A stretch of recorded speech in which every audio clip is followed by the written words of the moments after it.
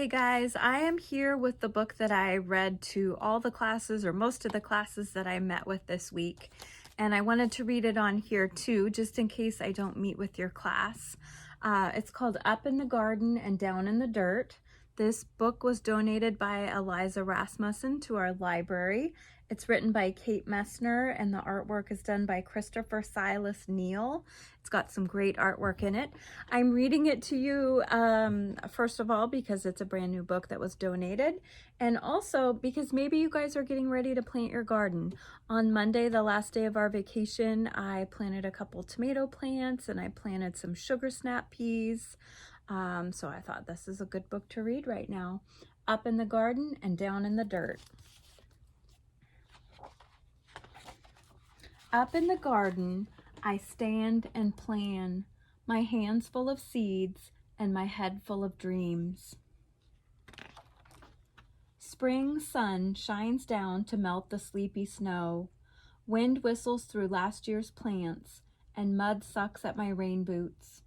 It's not quite time, Nana says. Down in the dirt, things need to dry out and warm up. What's down there? I ask.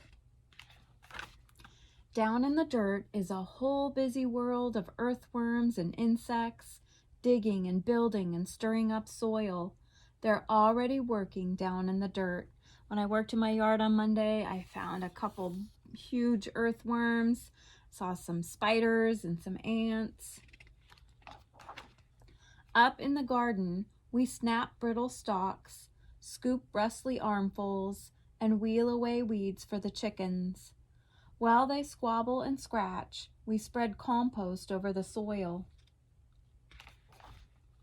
Down in the dirt, pill bugs chew through last year's leaves. I give a gentle poke. They roll up tight and hide in plated suits of armor, roly-poly round. So in the book, they call them pill bugs. I call them sow bugs. Some people call them roly-polies. And it's true, if you scare them or poke them, they do roll up just like this, and that's how they protect themselves. Up in the garden, it's time to plant. I trail a furrow with my finger and sprinkle seeds in a careful row. Give them a drink, Nana says. We pat them down to snuggle in the dark.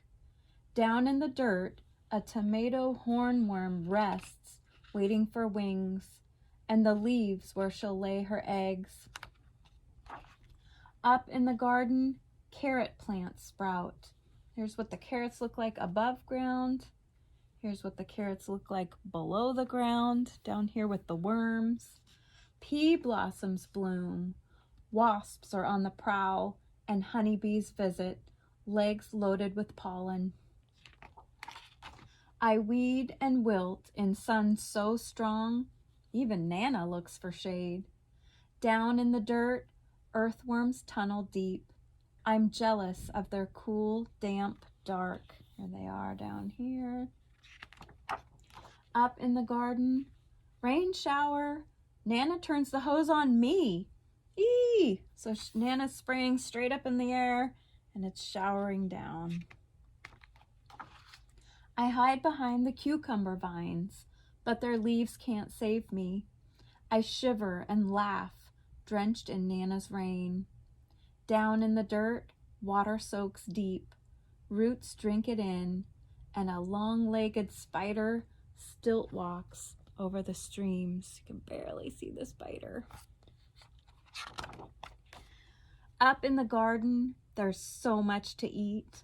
Ladybugs feast on aphids. We talked about aphids when I read earlier in the week to the classes, and I said there are 2 rose bushes right outside the library. Sometimes they get aphids on them. I learned from Mrs. Anderson to mix water and hair conditioner together, and you spray it on the aphids and it makes them go away. Also, in the past, I have purchased containers of ladybugs. Ladybugs love to eat aphids, so I've bought those and I've brought them to school and released them. The creepy thing about that is as soon as you open the lid up, the ladybugs start crawling out, and pretty soon you've got 20 of them on your arm, on your hand. It's a little bit creepy. 1 ladybug is fine, 20 ladybugs is a little creepy. Nana crunches green beans. I bite a ripe tomato, warm from the sun. Juice dribbles down my chin. Down in the dirt, a robin's beak finds a cricket, a beetle, a grub. Slugs are scrumptious too. Up in the garden, we pick cukes, which is short for cucumbers, and zucchini, harvesting into the dark. Bats swoop through the sunflowers, and I pluck June bugs from the basil until it's time for bed. Down in the dirt, skunks work the night shift. They snuffle and dig and gobble cutworms while I sleep. So skunks are good for something. Normally skunks spray around my house, and so they stink really bad, but I didn't know that they're helpful in a garden. Good to know. Up in the garden, a praying mantis wakes to hunt mosquitoes. Nana sprays away the aphids, and I'm after grasshoppers, ready to swoosh with her net. But snap! Someone else is faster. Down in the dirt, a smooth, shining garter snake crunches on supper. Up in the garden, a wind grows cool. Pumpkins blush orange, and sunflowers bow to September. Nana ties them together to build a house for reading. That looks really cool, to bring your blanket and your book in that sunflower house and read. Maybe take a little nap too. Down in the dirt, an orb weaver, which is a spider, very hard to see, spins her web, strand by silken strand. She'll munch on moths tonight that have gotten stuck in her web. Up in the garden, colored leaves litter the squash vines, and we know the cold is coming. Hurry, hurry and harvest. There's enough for the neighbors too. Down in the dirt, frantic ants gather what we leave behind. They're storing food for cooler days ahead. Up in the garden, frost draws lace on leftover leaves, where secret egg sacs hang, waiting for the warm to return. We say goodbye and spread the winter blankets. Down in the dirt, beetles burrow, ants scurry home. Earthworms curl tight in the dark. When Grandpa calls us in for soup, an autumn moon is rising.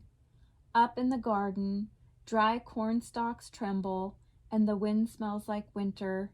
But the long, ripe days of summer still rest in the garden beds. The ladybugs and bumblebees, earthworms and ants are hunkered down, hiding, biding their time.